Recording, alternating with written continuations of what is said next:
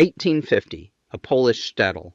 A grandmother races to the baker's oven with a sealed clay pot. She has 10 minutes before the fire dies, or her family eats a cold Sabbath meal.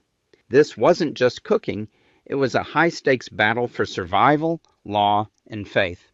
To understand her world, we must look at the three pillars that made the impossible possible: the law of the flame, the great sugar divide, and the survival tuber. The promise of the survival feast. Today, we step into a world shaped by sacred timing, urgency, and relentless resourcefulness. This is not just a story about recipes, it is the blueprint of Shabbos survival in the 19th century, where every meal was meticulously devised under pressure. In that small, dimly lit kitchen, the grandmother was more than a cook.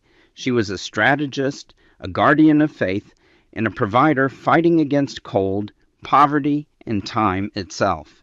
Her kitchen functioned like a laboratory, testing ways to keep food warm without fire, like a courtroom where every action had to obey Halacha, the strict laws of the Sabbath, and like a temple where every ingredient was treated with sacred purpose. Nothing was wasted, nothing was accidental. Beans, barley, potatoes, and scraps of meat were transformed into nourishment powerful enough to sustain a family through long winter days. She balanced economic, spirituality, and survival instinct to create what can only be called a survival feast. Our journey follows three powerful pillars: the law of the flame, the great sugar divide, and the survival tuber. Together, they reveal how devotion and necessity fused into culinary traditions that carried warmth, identity, and resilience across generations, turning humble Sabbath meals into enduring symbols of faith and survival. The law of the flame. In the 1800s, the Sabbath didn't just bring rest, it brought a thermodynamic puzzle. Jewish law prohibits lighting or adjusting a fire from Friday sundown to Saturday night. The solution? The communal baker's oven. Families would seal their heavy clay pots with a thick paste of flour and water, an edible gasket designed to trap every calorie of heat. These pots were lowered into the dying embers of the town's massive brick oven, where the food didn't just cook, it transformed. Over 15 hours of slow, receding heat, tough beans, and cheap cuts of meat underwent a chemical miracle, emerging as a rich, caramelized Cholent. It was the original set it and forget it, forged by necessity and governed by faith. Gefilte engineering. Fish presented an entirely different challenge on Shabbat. The law of Boer, which prohibited sorting, meant that picking bones from fish during the Sabbath was not allowed. For a grandmother trying to feed a hungry family, this created a serious problem. Fish was nutritious and affordable, but its tiny bones made it difficult to serve legally. The solution was ingenious: gefilte fish, meaning stuffed.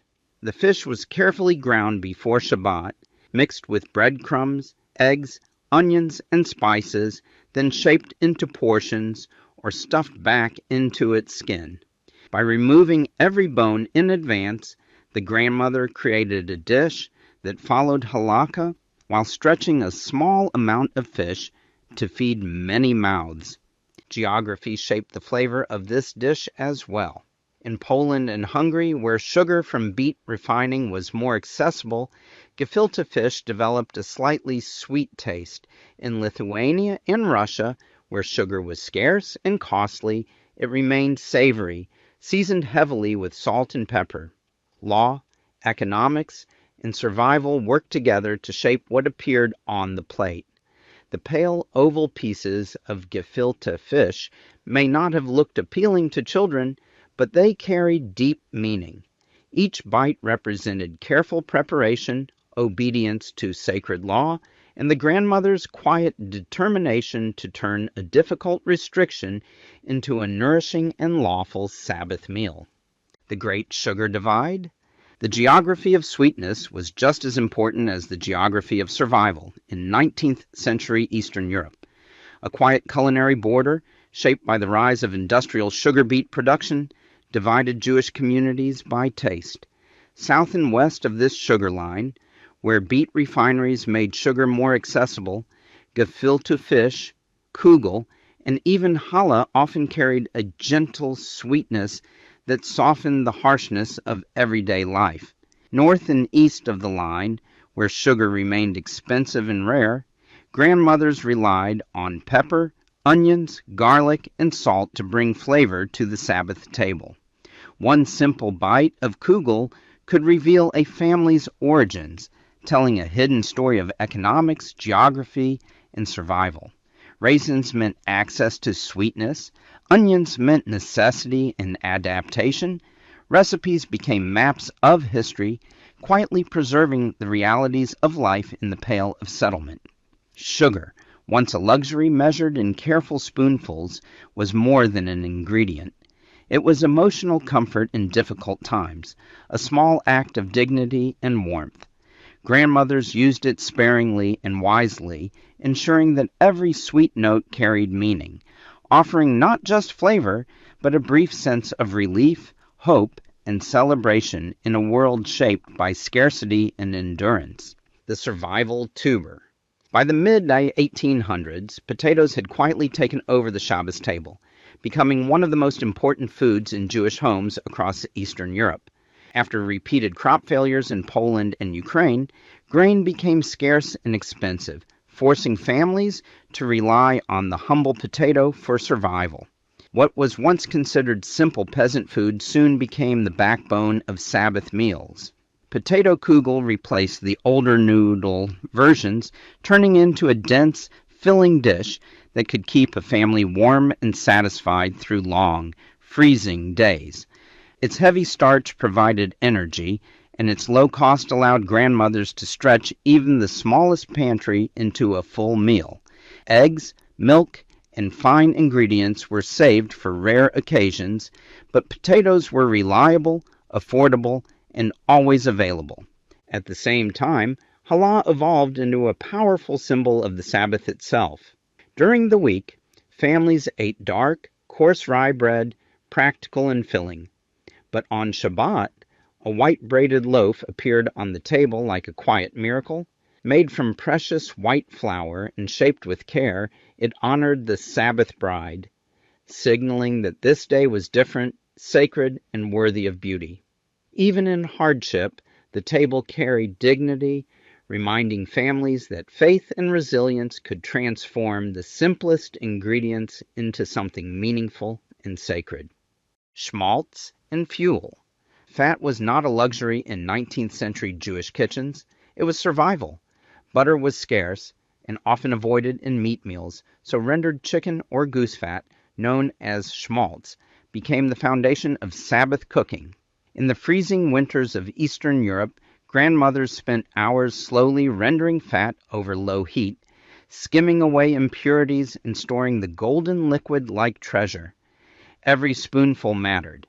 It added flavor, preserved food, and most importantly, delivered the calories needed to endure long, bitter days without enough meat or fresh produce.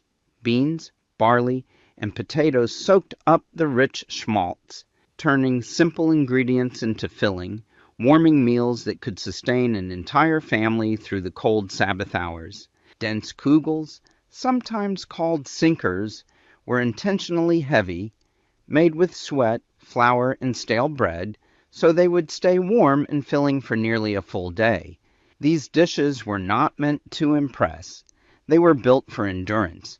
Every bite was carefully designed to provide strength, warmth, and comfort from the Friday evening until Saturday night. In a harsh climate where hunger and cold were constant threats, fat became more than flavor. It became fuel, protection, and quiet security, ensuring that the Sabbath meal could nourish both body and spirit. Cholent, the sacred stew, Cholent, the centerpiece of Shabbat, was far more than a simple stew. It was a powerful symbol of law, culture, and survival working together in one clay pot. With only a small piece of brisket, a grandmother could feed an entire family by stretching it with beans, barley, potatoes, and precious fat, turning scarcity into abundance. The pot was carefully sealed with dough and placed in the communal baker's oven, where it would slowly cook in the fading heat from Friday's baking. Hour by hour, the ingredients softened, blended, and thickened into a rich, sustaining meal, all without breaking the Sabbath prohibition on fire. Before leaving it behind, the grandmother inspected it closely, not too full to overflow, not too dry to fail. Every detail mattered because this single pot would carry the family through the sacred day. The slow simmer was more than cooking. It was devotion in motion, a quiet ritual that ensured no one would sit hungry at the Shabbat table. In that warm, fragrant stew lived faith, patience, and the determination to protect both tradition and family through even the harshest of times. Sephardic Hamin and Dafina. While Ashkenazi families relied on Cholent, Sephardic grandmothers developed their own Sabbath solution known as Hamin or Dafina in Morocco. This slow-cooked stew brought together chickpeas, eggs slowly browned in their shells, dried fruits, and warm local spices like cumin and saffron, creating a fragrant and golden dish that reflected the climate and culture of North Africa and the Mediterranean. Just like Cholent, Hamin was carefully designed to follow Halacha, cooking slowly overnight in residual heat so that no fire needed to be lit on Shabbat. The long cooking process allowed the flavors to deepen while ensuring the meal remained warm and nourishing for extended families gathering around the Sabbath table. Despite differences in ingredients and flavor, the purpose was the same.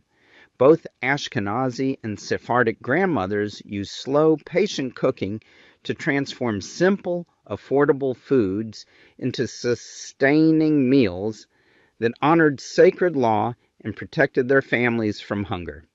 Whether it was barley and brisket or chickpeas and saffron, the Sabbath pot carried the same message. Faith required preparation, survival required ingenuity, and comfort came from a warm meal shared together. The immigrant transformation. By the late 1800s, waves of Jewish immigrants carried these Sabbath traditions across the ocean to America, bringing with them not only recipes, but an entire way of life shaped by survival and faith. In the New World, ingredients were more abundant, sugar was cheaper, and ovens were easier to access, yet the old world methods remained deeply rooted in the kitchen. Potato Kugel slowly became sweeter and softer. Cholent grew richer with larger cuts of meat and new vegetables, and challah transformed into bigger, more decorative braided loaves. What had once been a strict system of survival in the cold villages of Eastern Europe gradually evolved into a powerful symbol of culture and identity. The humble beans, barley, potatoes, and scraps of meat that once protected families from hunger became comfort food in a land of opportunity. These dishes were no longer just tools for endurance. They became reminders of heritage, carrying the memory of grandmothers who cooked under pressure and scarcity. Every pot of cholent and every loaf of challah told a quiet story of migration, resilience, and continuity. Across oceans and generations, the Sabbath table preserved the warmth of ancestral kitchens, turning survival meals into lasting traditions that connected the past to the future. The kitchen as sanctuary. In every pot, every sealed clay vessel, and every carefully braided loaf lived a quiet story of resilience and endurance. The grandmother's hands, rough from years of chopping, grinding, and stirring, created meals that nourished far more than the body. They carried faith, continuity, and hope into a world shaped by cold winters and constant scarcity. She was not simply preparing food, she was protecting a way of life, preserving sacred traditions, and ensuring her family would survive another Sabbath in dignity. In a kitchen without modern tools or steady supplies, every decision required patience and skill.